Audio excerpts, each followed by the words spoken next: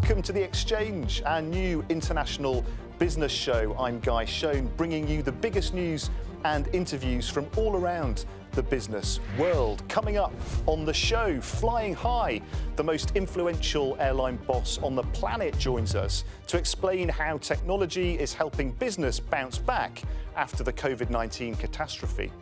We are a very robust competitor, and people should know that we will always find ways to conduct our business to the maximum. The power of connection. We report from the touchless airport, where billions have been invested on futuristic tech to make business travel safer. And how to survive and thrive after the economic storm. Travel analyst Simon Calder gives us his warning on the commercial challenges ahead. Now, it's impossible to imagine an industry harder hit by COVID-19 than the airline sector. Flights grounded, thousands of jobs destroyed, the worst crisis in a lifetime. But through it all, Qatar Airways never stopped flying. Well, their group chief executive and the One World Alliance chairman, Akbar Al-Bakr, joins me now. Thank you very much for joining us on the show. So, what's the real story then? How bad has this pandemic hit the airline sector? As a matter of fact, it's not only aviation industry that has been affected. I think the entire economic structure of the entire globe has been decimated by this one unseen enemy, the COVID virus. It's important for people to realize that this COVID-19 is going to stay with us for long term, and they will need to adjust their lifestyle, their behavior, in order to get back to a normal way of living. It's been so difficult, hasn't it? How's your organisation managed to weather the storm? There is two important factors in every business. You should take risk and you should be decisive.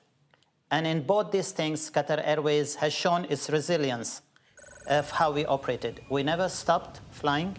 We connected 3.1 million people in the initial stages of the lockdown of the pandemic to connect them and deliver them safely to their loved ones. We never shut the hub. We are today the global connector for the people. So we have really made our mark in our industry. And of course, advertising the name of my country, Qatar, all over the world. So what do you see happening then over the next 12 months ahead? We have to completely keep on revising our operating strategies and our operating pattern, because every day, with short notice, countries are closing their airports and closing their borders. So it all depends on how you plan and how there is a will from the governments to make sure that it is very strictly implemented. And this is the answer. So when it comes to the future then, do you feel confident? We are a very robust competitor. And people should know that we will always find ways to conduct our business to the maximum, to make sure that every single business opportunity is taken by us. We have a robust team of people that work in the airline, and it is a credit to my entire team. And most importantly, the support of the people of Qatar that they give to this airline. Mr. Al-Bakr, thank you so much for joining us on the show. Now, as airline travel gets back to some kind of normality, Sherazad Safla reports on a unique form of technology being used to make travel safer.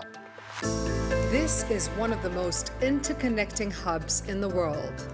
Despite the pandemic, activity is increasing here at Hamad International Airport, the first and only in the Middle East and Asia to be awarded a Skytrax 5-star COVID-19 airport safety rating. 60% of the world's population is within an 8-hour flight of Qatar. Business travelers encounter some of the most advanced technology ever seen, not only in the air, but on the ground too. These smart screening helmets check all passengers using infrared thermal imaging, artificial intelligence, and augmented reality. This disinfectant robot releases concentrations of ultraviolet C light in high traffic zones to decrease viruses and bacteria. And all travellers must present their mobile health application to the airport's fully vaccinated staff. Check-in is contactless, utilising Happy Hover technology. On board, a UV cabin system kills pathogens.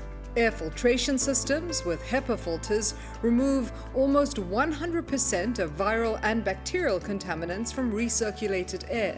No industry could have prepared for the impact of this global pandemic, but for the aviation industry, it's an even greater challenge. And in this ultra-volatile era, only a handful can say they've made the grade to put passengers' minds at ease. Sherazad Safla there reporting on the changing face of airport technology. But just how secure can the airline sector really feel over the 12 months ahead? Well, earlier we spoke to airline analyst Simon Calder. As we know, the skies have been as empty as the average office over the past 15 months, and the airlines in late May basically concluded that things will not come back to previous levels for perhaps 4 or 5 years. For any airline, the next year is going to be critical and painful. Now it's time for our quick roundup of the other business stories around the world in our Business in 60. Well, it's been AGM time for Mumbai-based multinational company Reliance Industries. Back in 2020, Reliance became the first Indian company to break the $200 billion market valuation barrier. All eyes then will be on its recent tie-up with Google and plans to create the world's first truly affordable 5G smartphone. In Europe, the European Commission's flagship research and innovation event kicks off, bringing together business leaders, policymakers and the public to debate the future of innovation in Europe and beyond.